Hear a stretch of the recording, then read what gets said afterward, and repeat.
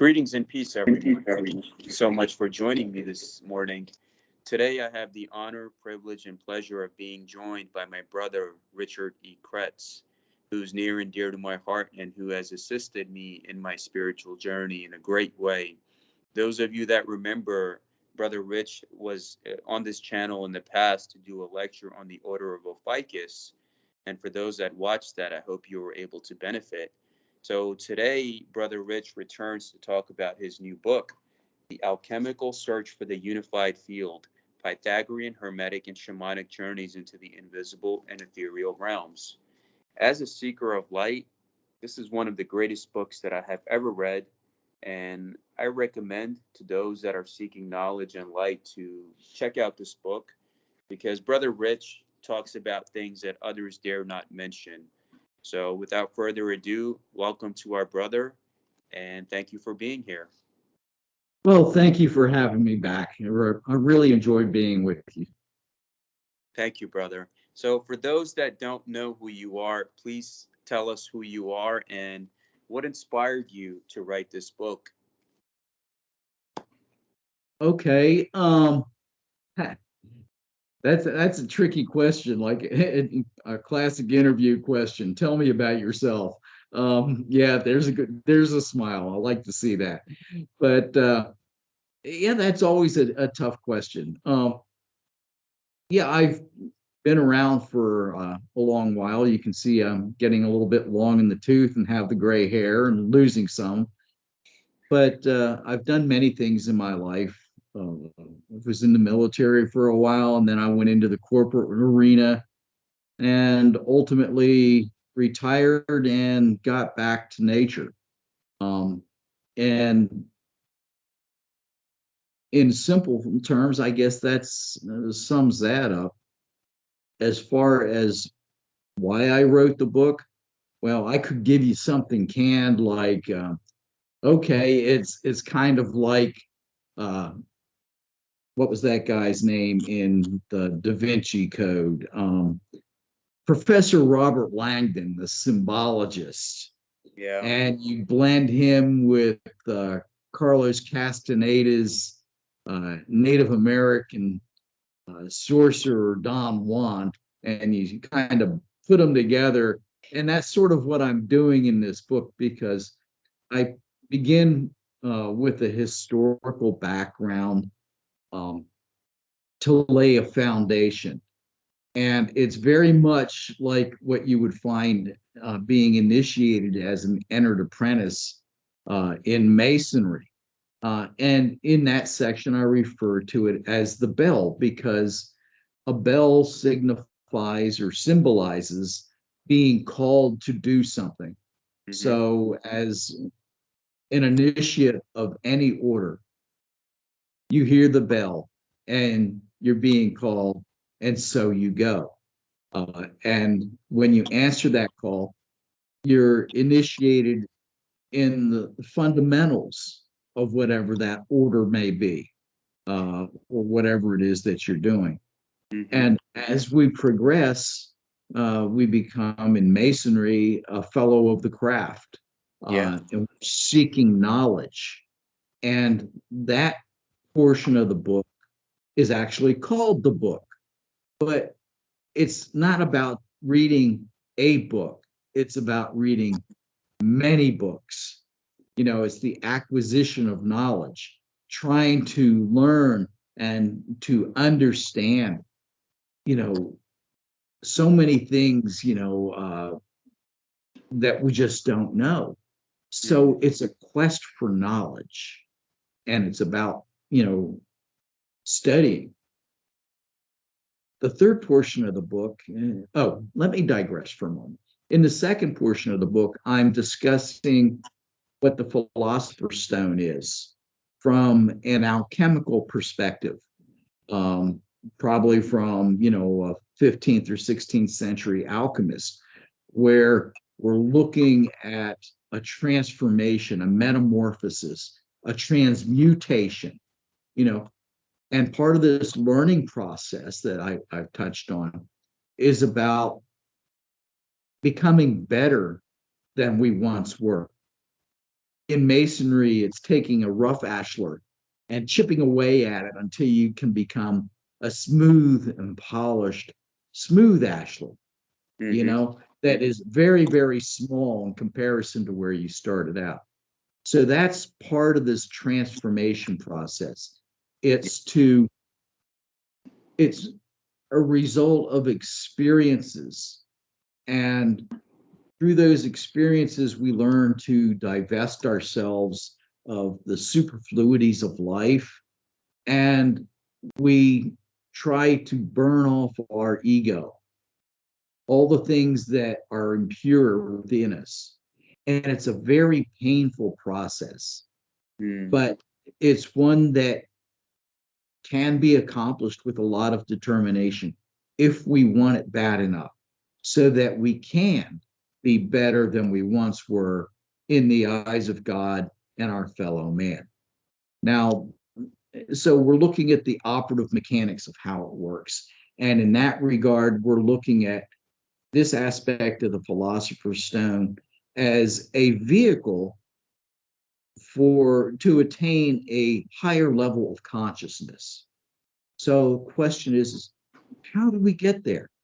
Well, if you pay attention to masonry, you find out that some of these secrets are allegorically incorporated within the rituals and the lectures. And what it's talking about is meditation. The tools are right there for you. When we're asked as entered apprentices, what are the 4 points of your entry? They're guttural, pectoral, manual, and pedal, referring to your feet. And Mm. that refers to someone that is sitting in a cross-legged meditative position. So it's actually saying, okay, you know, we should be meditating. And this is something that's important that you find within a lot of different orders and religions. Mm-hmm. Uh, Meditation is very, very important. Some people say aren't familiar with what meditation is, and they simply refer to it as prayer. Prayer and meditation are one and the same. So, what actually happens there? Well, we can say, I can get into, and probably will here in a little bit, that the body is an electrical system. And with any electrical system, it has to be harmonized, it has to be unified and grounded in order to function. Well, if you're sitting in a cross-legged position and meditating or praying, your body is grounded because your spine is in contact with the ground.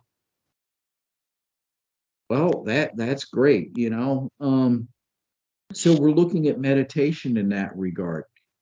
But then, you know, with regards to masonry uh, being involved here, when we're looking at the 4 points of entry, we're looking at, okay, a mantra. A mantra, it would be a chant, or it could be the repetition of a prayer. And where does it begin? Oh, it begins here in our throat, the guttural, which is the first point of entry. Okay. And from there, as we're vocalizing this mantra, vocalizing our prayer or our chant, it begins to go down into our breast.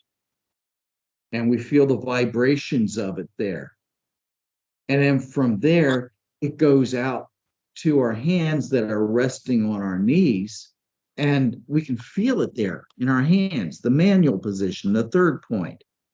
And since our hands are resting on our knees and our feet, since we're cross-legged, that vibration continues down into our feet. So that's where our 4 points of entry come into play. But it also takes another path. As we're chanting our mantra or our prayer, it also goes upwards. It goes upwards into our head, and we can actually hear it as we're chanting. And that vibration not only goes through our ears, it goes into our mind, and our mind feels that vibration. And if we're chanting or praying using the right frequency, our mind and our body, our heart, begin to harmonize and become aligned. And Hmm. once we are able to align the mind and the body, our spirit is aligned. So our mind, body, and spirit are harmonized. And when we're able to achieve that, that's when we're able to attain this higher level of consciousness because everything is resonating at the same frequency. And we feel better, you know, and we begin to realize that we're just a small speck in the universe, that life isn't about us really. It's about everyone and everything outside of us because we're all codependent. We're all working together, Hmm. as one life force. And you have this sense of becoming one with the universe. And really, when you think about it, that's what prayer and meditation are all about. But there's one more key left in Masonry: the mantra. What is the mantra that Masonry suggests that we use? It's the secret word of a master Mason. Mm. If you take the secret word of a master Mason and you begin to chant it, that is our mantra. So within Masonry, it's very clear. One of the secrets is how to meditate, how to align our minds, body, and spirits with the universe to become one with one another, one with the unity, or one with the universe. And that's why we speak to harmony, peace, and unity. That's the result of meditation. Does that answer your question? Yes, sir. And that's absolutely right. In terms of meditation and prayer, it's really helpful because even in my school of thought in Islam, our mechanics that we do, our prayers, it goes to our ears, to our crown, and then we do this. Then we put our hands on our knees. Then we go down and sit in a position where we're sitting on our legs and put our hands on our knees and connecting with that one true source. And you're right, chanting the names of God, being in meditation and prayer brings one much peace and happiness and clarity to one's life. And I believe you have answered my question, which now goes to my next question, Brother Rich. In terms of the bell, the book, and the candle, the book is divided into three stages, like the 3 degrees of Masonry. What is the alchemical process of the man going through these 3 stages of realization? Okay, and that's a good question. And I forgot I didn't touch on the candle in my discussion, but we can get to that here momentarily. But to answer this question, when you're looking at alchemy, people get a little bumfuzzled because it's this process that they really aren't familiar with, and all they're thinking about, oh, it's a physical process of changing lead or a base metal into something more valuable, such as gold, as a physical process. But in my experience and in my research with alchemy, I have found that that's really not what the intent of alchemy was. Um, it wasn't a physical transformation that they were talking to. It was allegory for spiritual. But from a physical perspective, you'll see that it's a discussion, and depending on who you're reading, what you're actually doing as a process, and what you want to get out of it, the number of steps involved can vary, as well as the content. But essentially, alchemy from a physical perspective, you take a substance, okay, using the lead into gold idea. It really wasn't about that at all, because we're talking lead and gold are pure elements. They have no impurities in them. So how are you able to change one to the other? To do so, it is possible, but it requires a change in the atomic numbers, and it has to be done with a nuclear reactor. So while it's feasible, it's not really practical at all. So what are the ancient alchemists talking about? They're talking about taking galena, which is a raw lead ore, and it's imbued with lots of impurities. Uh, and galena itself, while it is a lead ore, it's also a primary source for silver, and it has trace elements or salts of gold in it. So, what are the alchemists talking about here? Well, they take this apparatus, it's called an, um, oh, I'm having a brain cramp again, um, Keratakis. Okay. It's kind of like, how should I explain this? Not a double burner. It's like a Dutch oven where you're cooking something inside of something else. In this case, you're going to have something that contains a bed of bone ash or sand, and you put your substance in there, which in this case would be galena, um, and it's heated up with another bowl kind of thing, usually with water, but it could be something else. But they often use water because the boiling point of water is 212 degrees. And once you can heat that water up and get it boiling, you have a constant temperature. So they put this galena, this raw lead ore, in this apparatus called a keratakis, and they heat it up. And as they're heating it up, they're burning off the impurities. And as these impurities are being burned off, what you're finding is the release of some noxious gases, such as gases that contain mercury and some sulfides, very poisonous, so you don't want to inhale. And that's where you hear about alchemists getting killed. They may inadvertently inhale some of these gases, very dangerous. You're also burning off some of the physical impurities of this galena, this lead ore, so that it's just burned and there's nothing left of it. And if you sit there and you cook it long enough, what you're going to end up with when everything is burned off is a small chunk of pure lead, a very small piece of pure lead. And it has this white powder on it. And it's not the white powder of gold that some folks might think. It's called a bullion. And it's in that bullion, this white powder that is covering the lead, almost like an oxidation, is what contains the silver and the salts of gold. There's not a whole lot of it. So that's the one process. You've actually been able to take and burn off the impurities. You're left with some pure lead.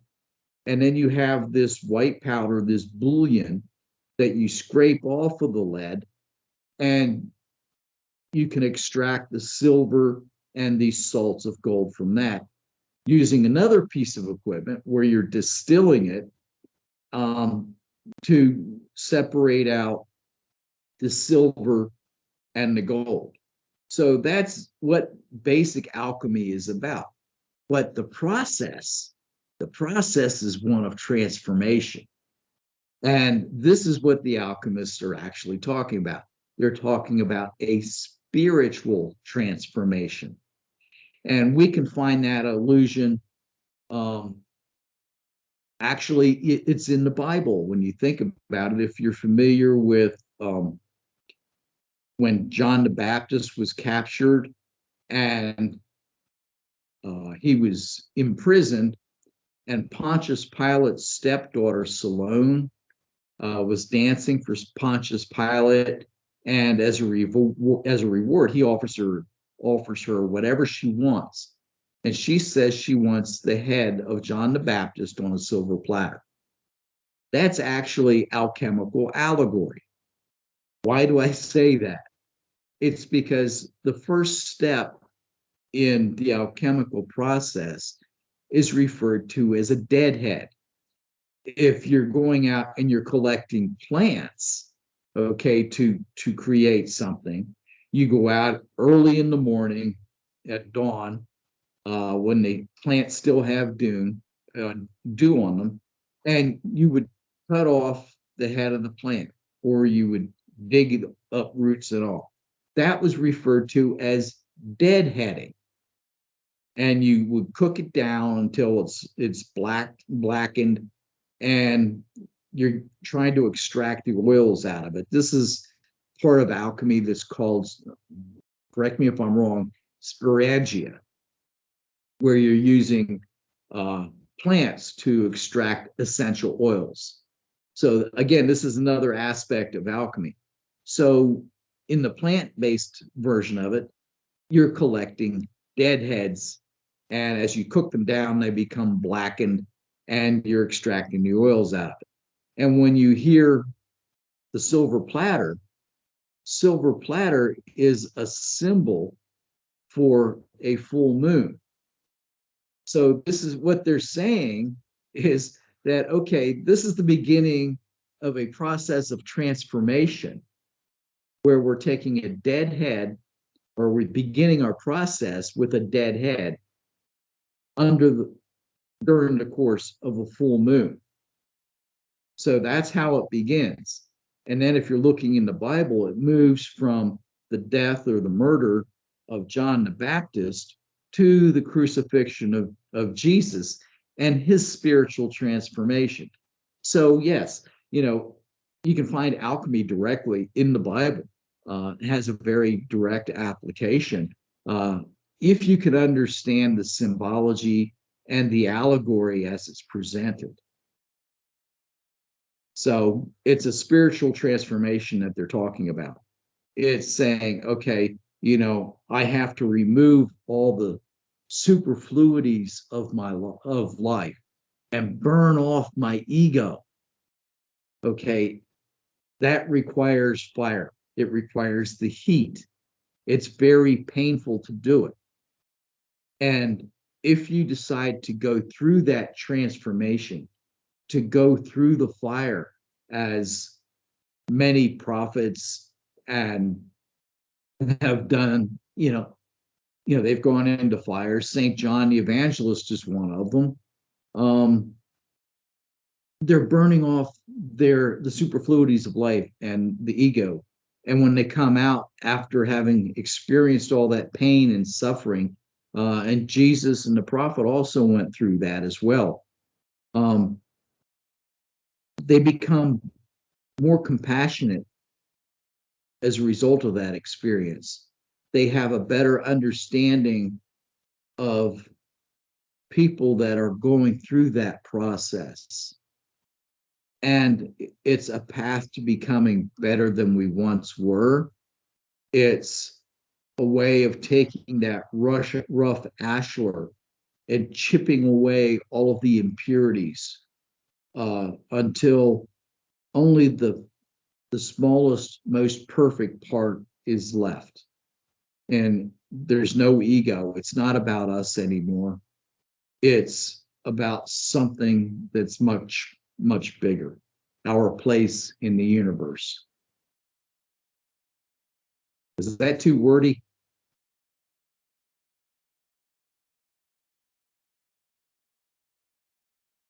I can't hear you. Sal, I can't hear you. Yes, can you hear me now? I can hear you now. Yes. So I was commenting that that's absolutely correct, and through that suffering that we go through, and what all of these great prophets and teachers and guides have taught us, we do go from that alchemical transformation, and we become better human beings. as we are supposed to be inheritors of this earth and to be the caregivers of this earth for each other, self, nature. And I agree completely, my brother. And thank you for this education that you're giving us, which goes to my next question is parts of this book, when I was reading and studying it, there were the parts where you have to bring your brain into equilibrium, like we see the pillars of masonry: strength, beauty, wisdom, the philosopher's stone, opening the third eye. So, what are those things that you can teach the viewer who is not aware of these things? Okay. Um, and again, I'll relate it back to Masonry because I know you have a lot of Masonic brothers that pay attention to your podcast. In Masonry, we find the pillars of Jachin and Boaz, wisdom and strength. And there's also an allusion to the unnamed third pillar. Some may refer to it as Zohar. And what does the third pillar represent? Well, actually, we're looking at Boaz, which is the first pillar that we're introduced to, is the pillar of strength. That has masculine characteristics to it. Okay. It's about being strong, being masculine, being structured. Okay. And then we're introduced to Jachin. And Jachin is the pillar of beauty. And it is the pillar of beauty, correct? Yes, that's right. So Okay. the left It's the pillar. represents strength and the right is beauty. Yeah, I sometimes get them mixed up. But Jachin is the pillar of beauty. And the beauty has feminine attributes about it. It's more fluid in its structure. It's not quite as rigid, and therefore it's strong, but in a different way. So that's what we're dealing with Boaz and Jachin: strength and beauty, masculine and feminine, being structured and not so structured. But in addition to that, the pillar that we don't see, the third pillar, the pillar of wisdom, the Zohar, is one of compromise. It's a unity of opposites. What we're doing is we're unifying the male or the masculine and the feminine and bringing them together to find this middle pillar that's unseen. It's compromise. It's taking the best attributes of both and applying them to a situation through experience. And it's through experience that we can hopefully acquire wisdom. But we find that I'm trying to recall the entirety of your question here, but to address that, so we've got the unity of opposites with masculine and feminine, trying to find the middle pillar, the middle way. Yes. And how does that relate to us as human beings? Well, we all have masculine and feminine traits within us. And there's a compromise within the body. Okay, if you've read the book, you will find that we have physically, or our central nervous system has masculine and feminine nerves. The masculine side are the sympathetic nerves. Okay, they have a lot to do. Well, I won't go into all that. So the sympathetic nerves are considered masculine. They are positive. The feminine nerves are called parasympathetic. and they have negative. And they intertwine going up our spine and intersect at the 5 pillars of Masonry, the 5 sections of our spine, which from the neck down are the cervical, thoracic, lumbar, sacral, and coccyx. And I may have missed one. But anyway, there's 5 segments of our spine. And at the top of the spine, we have our head, which is our mind. There are 33 vertebrae in the spine, 33 degrees. Mm-hmm. Within our mind, we find it's not just our brain, but we have a left and a right hemisphere. If we're left-brained, correct me if I'm wrong on this, left-brained is more masculine, right-brained is more feminine. Yeah, that's and right. Within the center of our brain, we have this area called our third eye. And people will jump on that real quick and say, oh, yeah, I know about the third eye. That's our pituitary gland. Well, yeah, kind of, sort of, but not really. The third eye is always represented as a triangle with an eye in the middle of it. Now, why do you think that might be? It's because the third eye consists of not just the pineal gland, but the pituitary gland and the thalamus. They act as a harmonic generator within an electrical system, our brain being the motherboard or the computer of it all. Our third eye is what really controls it. It acts as a resistor, an inductor, and a capacitor to control the electrical output. Our emotions, our thoughts, and our decisions are all controlled by our third eye. And the connection to Masonry can be found very easily within the Royal Arch degree. Yes. When we're opening and closing, and we're saying, okay, we three do agree this Royal Arch to open, and we raise our hands up, or close, and that is representative of the third eye opening and closing.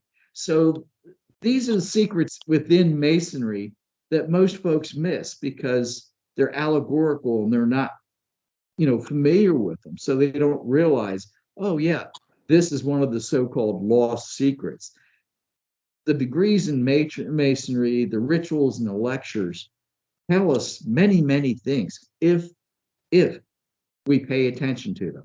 So to continue on with the idea of the body being an electrical system, we can visualize, as I discussed before, this meditative man in a sitting position with his legs crossed, okay? And his rear end is on the ground where the base of his spine is. Yes. And that's called the root chakra. And as we go up the spine, we see that these parasympathetic and sympathetic nerves are crossing one another at the points of certain points within our spine. So this is where we have chakras, or your kundalini, however you prefer to refer to them, and they go up into the base of our skull and ultimately integrate with our third eye in the brain. Mm-hmm. So if you can visualize this sitting man in a meditative position, you can also overlay on him a caduceus that Hermes used that we reference in Masonry. And if we overlay caduceus on this meditating man, you will find that where those snakes are going up the pole intersect at the same point in our spine where the chakras are. And as they weave their way up this pole, which represents the spinal ganglia, the third pillar, which is neutral, which is the compromise, they go to our brain, and you'll see that the heads of the serpents meet approximately where our third eye is located. And from there, you'll find that there are wings on either side of the caduceus, representing the left and right hemispheres of our mind. And actually, the little ball at the top of that pole represents the third eye itself, or enlightenment, because that's where we're able to look beyond ourselves. So simultaneously, you've got, a meditating man, you've got the caduceus, you've got the kundalini, all overlaid on one. And if you think about it, yeah, our body represents an electrical system where we have Jachin, which is negative. Okay, we have Boaz, which is positive, and then we have our spinal ganglia,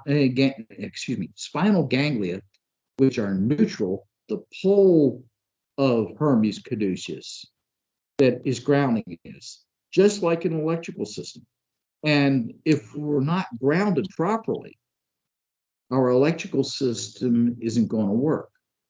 So the whole idea here is if you're meditating, you have to be grounded. And that meditation, using our central nervous system, is able to harmonize our mind, body, and soul or spirit, as we discussed earlier. Yes, yes, that's absolutely right. And it just goes to show you us as electrical beings and spiritual beings, when we do connect to the earth, we meditate and we walk barefoot on the soil, we breathe in the wind. That's such a healing, my brother. And again, thank you for what you're doing for not only this interview, but the gift of knowledge you're giving to humanity, which goes to my next question. In this book, I also learned of the oblong square. I know many Masons are familiar with that as well, and the importance of oblong square across these different traditions and cultures. So, what can you share with us about the oblong square?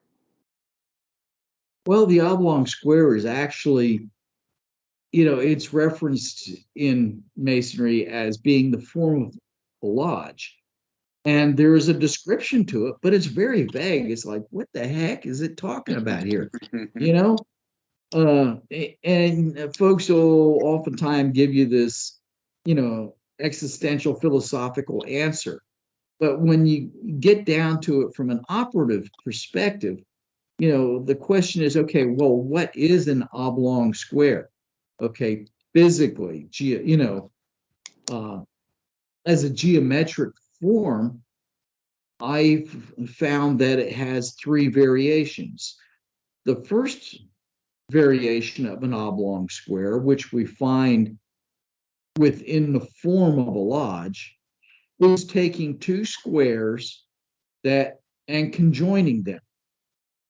So you have what appears to be a rectangle that has a ratio of 2 to 1 of its length to its width, and therefore it's actually an oblong square. That's one way of looking at it. And we find often within Masonry, like, for example, the construct of most lodges is 2 to 1, as far as the length being twice that of the width of a lodge. So Yeah. that's where that comes from. Another idea for an oblong square is that if we take a square and we rotate it 45 degrees, we end up with what's called a lozenge, a diamond type of a geometric form. And if we look at that, we could say, well, yeah, that's kind of like a square and compass. And maybe that's where we got it from. So that's another way of looking at a possible variation of an oblong square. However, there is a third variation that's based on sacred geometry, one that we really have to kind of think about. Now, in Masonry, we're introduced to the concept of a point within a circle. Now, a point within a circle is a very, very ancient symbol. And it has many, many meanings. And that's the intriguing thing about symbols. Symbols are like words. They don't just have one definition. It depends, they can have many definitions, and depending on how they're applied, they can mean many different things. So a point within a circle, it can represent, it can symbolize gold. It can symbolize man within the universe, the microcosm within the macrocosm. It can symbolize the sun. We can go on and on. There's quite a number of definitions or meanings to a point within a circle. But it's where we begin. And if we take our compasses or dividers and we set them on a piece of paper or something, and we inscribe a circle, we end up with not just a circle, but a point within that circle. And the circle is perfect, and so that's where the point within a circle comes from. But to create this oblong square, we take it a step further. What if we were to take and inscribe a circle on either side of this first circle that we created, where the circumference of the circle of those two outer circles actually intersect at the point of the first circle. So we end up having like 3 conjoined rings, and in the third, with a third of those rings, we find 2 Visha Pisces. Well, that's pretty cool, interesting. But it doesn't look like an oblong square. The next thing we do that we find and learn in alchemy is we square the circle. We take that first circle that we created and we place a square around it. And when we do that, we find that the upper and lower borders of that square connect with the top centers of the outer 2 circles. Well, that's pretty cool, right? So we have this, what appears to be complicated geometric form. It's actually pretty simple. If we erase all the interior lines of that form, we end up with something that looks like a racetrack. Something that we find at almost every high school or middle school. Okay? That horses run around or dogs run around. It's the same thing. It's a racetrack. So where did that form come from? And when we start looking at it, we find that this oblong square is the shape of a Shiva lingam stone from India. Okay, that's pretty cool. Is that coincidental? Maybe, maybe not.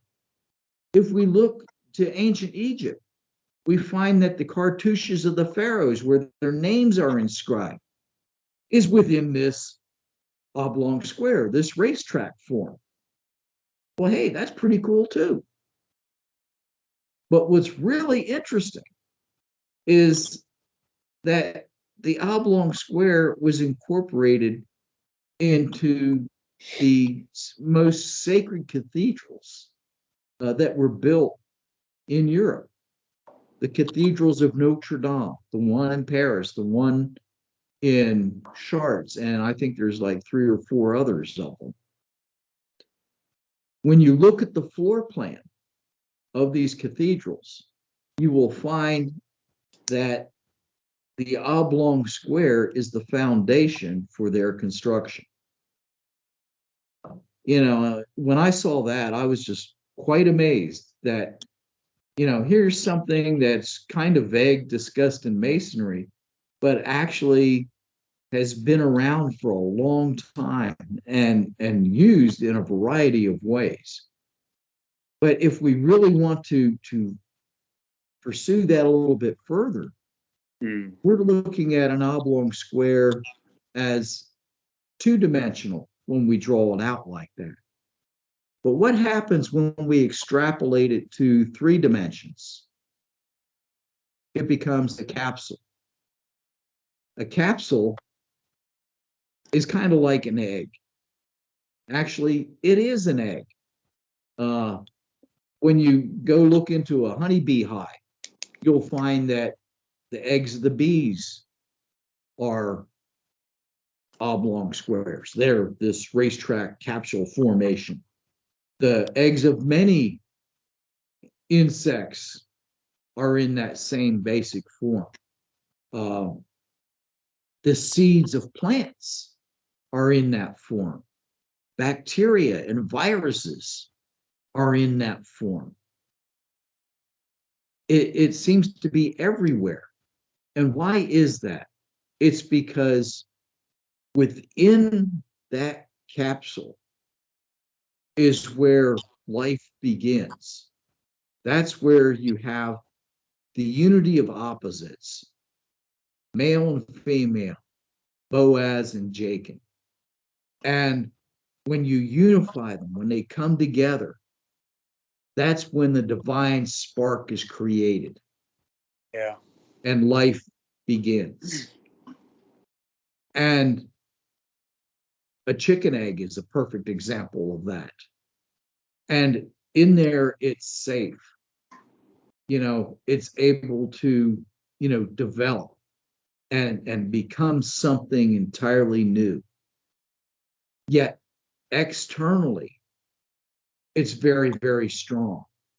A capsule, an egg, a seed, bacteria, virus can endure the rigors of space. It can endure and disperse heat and pressure. It can travel from the depths of space,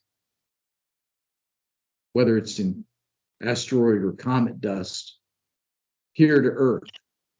And that's how life began on Earth, because that capsule form, using sacred geometry, creates what's called a biophagous organism. It's a virus that travels in this space dust that enters our Earth's atmosphere every day. And when Earth was first formed, it was the primary DNA replicating agent for the creation of life on Earth. So it was literally heaven sent. That's amazing, my brother, and that really answers my question. And I've been able to learn something new, which goes to my next question. The importance of having a guide in whether it's in Masonry or Sufism. We're always taught, even in Sufism, that you need a Sheikh. You need to take the hand of a Sheikh or a guide who can take you to Allah. And then you have the aspect in Masonry where you need a guide and a mentor through your initiation process. And when I read this book, it's like I was right there with you when you met Charles Kennedy, the Native American shaman, on the mountain. And when I picture Charles, may God rest his soul in peace, I picture the old man of the mountain, the concept of Hassan Saba. So, how did you meet Charles and your journey into nature and the mountains and how nature tested you and tried you? Please tell us the story for those that don't know and what they can expect to find in this book. Okay, yeah, I'm glad you asked that. Um, Charles was a very important and influential person in my life. He's discussed in the third section of my book, which is referred to as the candle. And a candle is something that provides illumination, okay, enlightenment. I met Charles shortly after I was raised as a master mason. And I had a lot of enthusiasm about it. And when I first met him, I was with a group of other people, and we were looking for a place to go birding on the mountain for a migratory bird festival that was being held in a local town. So we went up there seeking his permission to bring folks up there to look at the birds. And he found that I was residing at the base of that mountain. He lived at the top, I lived at the bottom. And he said, well, you know, since we're neighbors, why don't you come back and visit me? Well, I went back the next day to visit with him. And one of the first things he noticed is that I was wearing a Masonic ring. And he pointed at it and he said, my dad was a Mason, but I'm not. Masons are good people, but you have a lot to learn. And it's like, what? And that's how it began. And after that, you know, we just set off. We would walk all over the mountain, never on a path or a trail or anything, just, you know, going through the underbrush and whatever, looking at plants and animal tracks, the insects, you know, the different plants and mushrooms, talking about the weather. It was just very, very nature oriented. It was just two friends that were out there sharing something that they had in common. And it evolved from there.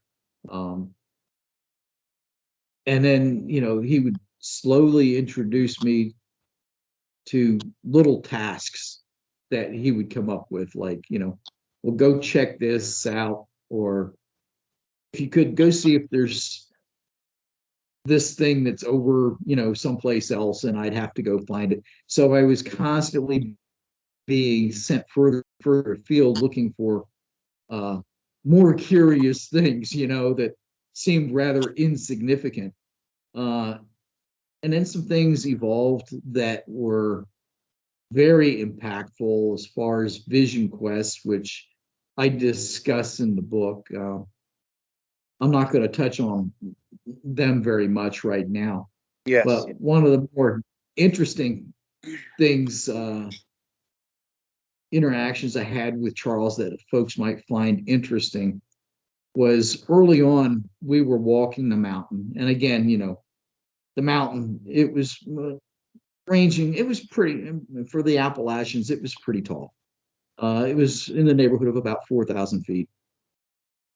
So we're walking the mountain. There's a lot of trees, a lot of understory, you know, brush and stuff. And there's a gazillion rocks because they're old mountains, they're worn down, and there are literally rocks everywhere. So picture this in your mind. Here's these two guys walking across this mountain, looking at nature stuff, you know, and talking. And Charles stops and he points at this rock with his stick. And he says, there's a snake under there that I'd like to talk with. You know, and I'm thinking to myself, yeah, right. Here we are in the middle of nowhere, and all these rocks around us, and he's telling me there's a snake under this one rock that he wants to talk to. Yeah. Right. Well, I did as he asked, and I lifted the rock up, and lo and behold, there was a snake under it. He reaches down, picks it up, and it wraps around his arm. And he's holding it, and he says something to it that I don't understand. And as he's looking at it, he suddenly just sticks it out in my face. Is it a boy or a girl? Hell, I don't know. What do you tell them if a snake's a male or a female? You know? And then he, you know, he's looking at it again, and it's flickering his tongue in and out. And he says, well, look at that. It's got a forked tongue. You know, the snake, he's confused. He doesn't know if he's a boy or a girl. He doesn't know the truth from a lie, or right or wrong. And it's no wonder that he gets confused and is a bad mood, you know? But, you know, the snake is wise.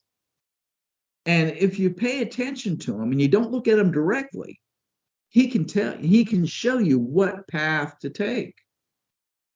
And that was pretty impactful. It was a lesson in duality. Mm-hmm. And so, he said something else to the snake, and he set it down, and out of the corner of our eye, we watched it slither off, talked for another moment or so, and then we went in the direction that the snake went. We were following the path that he was showing us. So, that was to me, a very important nature-based lesson about how duality works. It's Yes. neither male or female. It has nothing to do with being right or wrong, being the truth or a lie.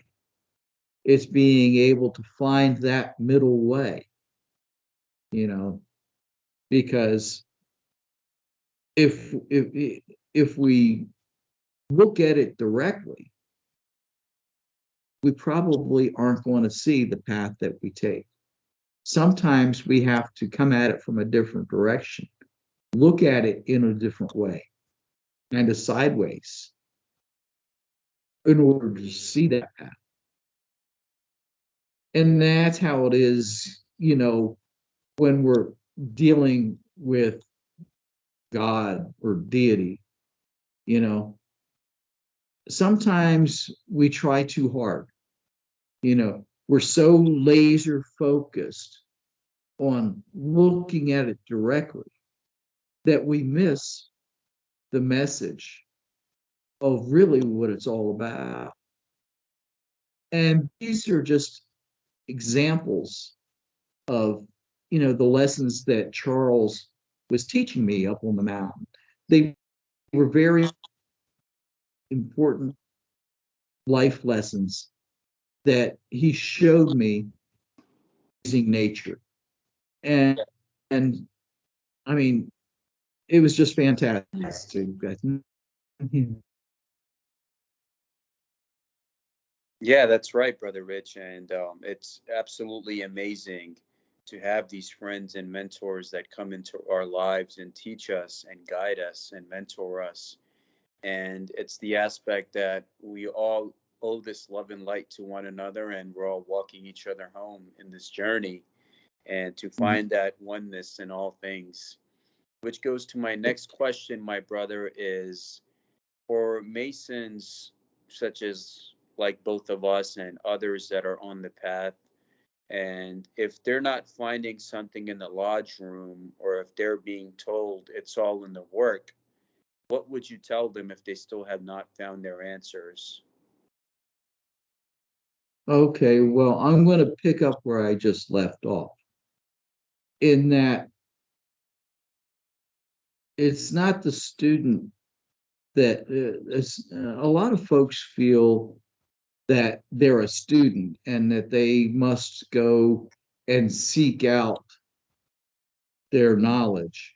Yes. Uh, Often they feel they have to seek out a teacher, but that's not really how it works. Mm-hmm. You know, knowledge comes to each of us uh, from different places in different ways. When we have the eyes to see, the ears that hear, and a heart that understands and recognizes it for what it is, Yes. the knowledge will come. Yes. The teacher will come. It's not that the student ever finds the knowledge or that the student will find a teacher. The knowledge and the teacher will come to the student when the time is right, when the Mm. student is ready to receive it. It's not looking directly at your destination. It's not looking directly at your path. It's Mm-hmm. That would be trying too hard. When the time is right, these things will come to you.